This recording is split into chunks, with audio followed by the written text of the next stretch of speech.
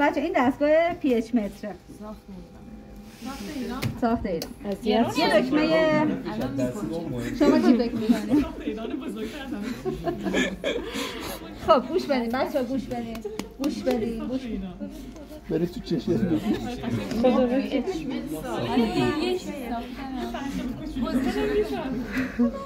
این مانیتورش اونقدر بزرگ نیست که پرچمش هست.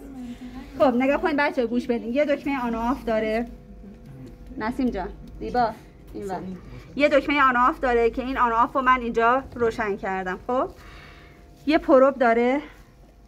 ببینید بچه‌ها این پروبش هست. چی داره؟ پروب، الکترود پروب.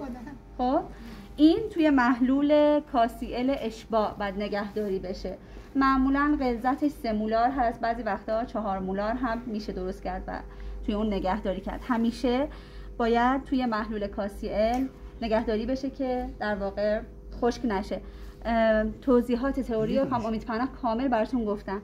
من خیلی سریع بهتون میگم رد میشم.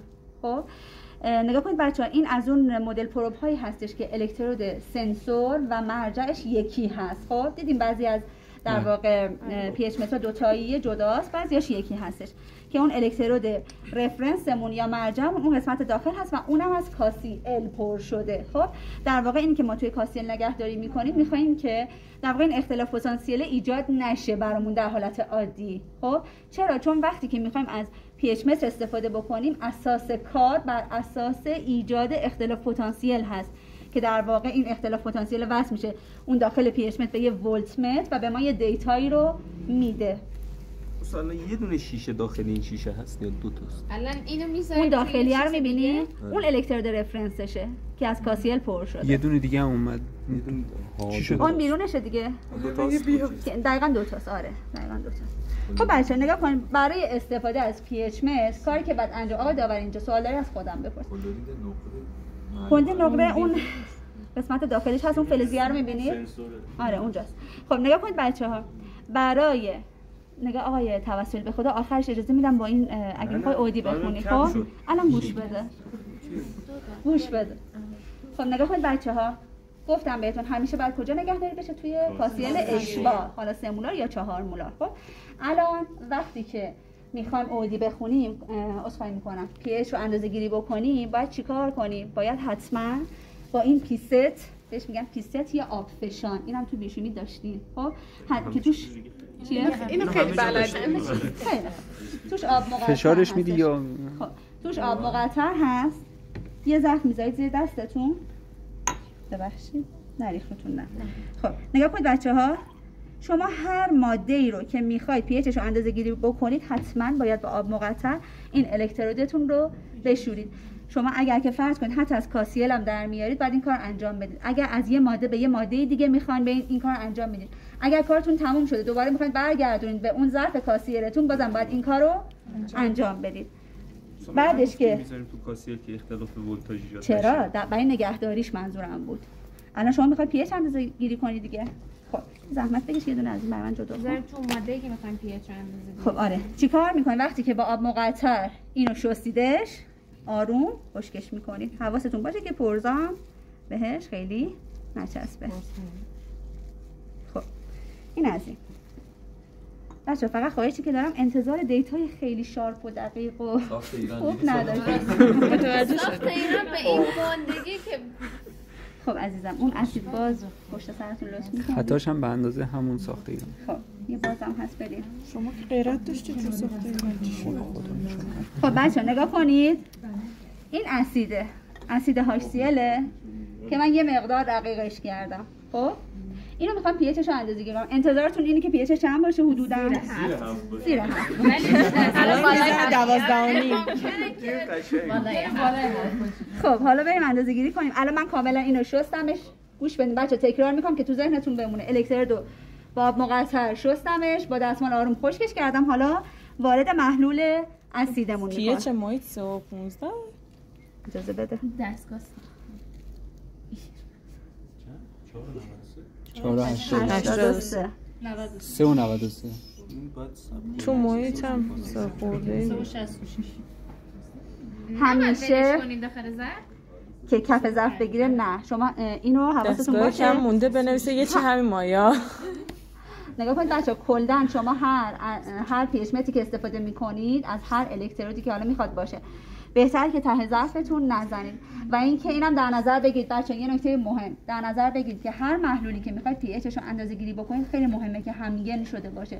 یعنی اینکه پی اچ تمام قسمت‌های اون محلولتون یکسان باشه. بنابراین محلولی که میخواید درست بکنید اگر میتونید با همزن، اگر نه یعنی امکانات بیشتری در اختیارتون هست با استرایر یا استیرر، دستگاهی هست که نمیدونم آشنایی دارید یا نه، که یک نواختش بکنید. دست نزن. چیکار می‌کنید؟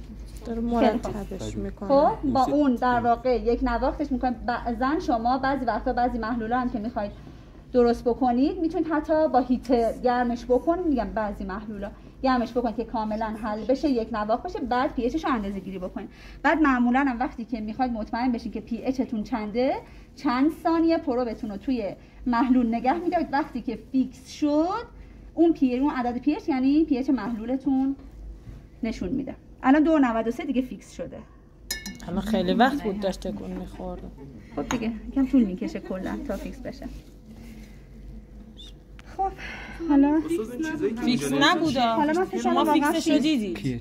خب من فکر کنم واقعا فیکس اشکال نداره بچه‌ها. اینجور مواقع شما بیشتر وقت میذارید که این کاملا فیکس بشه. الان چون یکم تایم ما محدوده. شما دستتون رو تکون میدادین همین تغییر می‌کرد. ما باید مثلا با گیره بذاریمش توش. با گیره بهتره. آره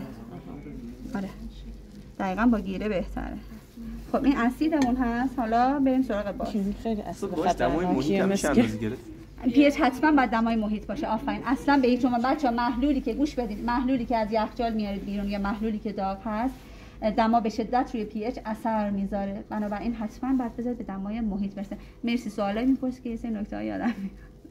این الان پی اچ دمای محیط قبل از این 3 خورده‌ای بود، الان شد 15.72. خیلی اون دما ساخت ایران خیلی نبود، مثلا یه گپ 12 تایی. یه خودت بدون چیه؟ پی اچ ساخت ایران 15. بچه‌ها گوش بدین. گوش بدین بچه‌ها. این الان باز هستش، باز NaOH. من یه دونه قرص NaOH رو تقریبا توی 300 سی سی آب مقطر ریختم. خب قرص داره؟ آره به صورت قرصه. اگه دوست داشتین بگین بهتون نشون بدم. به صورت دقیقاً قرصه. خب الان پی اچ چند داره نشون میده؟ 11.6. بخوریم؟ انتاش ضرر نداره، خیلی ضرر داره. فقط ضرر داره؟ ضرر حالا من توصیف میکنم که اسید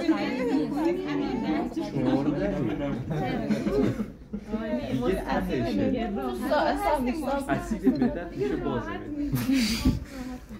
معدت باز میشه. نه دیگه اسید معده خنثی میشه. عملا هیچی نیست. بچه‌ها 11 رو می‌بینیم. حالا بین بالاخره رو 11 داره میچرخه. خب با توجه به ضیق وقت میریم برای ادامه ماجرا. خب بچه‌ها یه نکته هم بهتون بگم. فکر می‌کنین کاربرد پی اچ مت توی آزمایشگاه ژنتیک مولکولی چی باشه؟ برای تعیین نه آقا توسلی کاربردش تو آزمایشگاه ما چیه؟ یعنی چی؟ یعنی تخصصی تر جواب بدید. بافرمون چیز کنیم؟ بافرمون دقیقاً. نگاه کنید بچه‌ها، شما وقتی که یه بافری درست می‌کنید، خب تو هر آزمایشگاهی که باشید این الان چی داره؟ یه چیزی باشه برای گرفتن. تو هر آزمایشگاهی که باشید، تخصصی باشید، تحقیقاتی باشید، بافری که درست می‌کنید حتماً باید پی اچش تنظیم باشه. آقا توسلی بیا.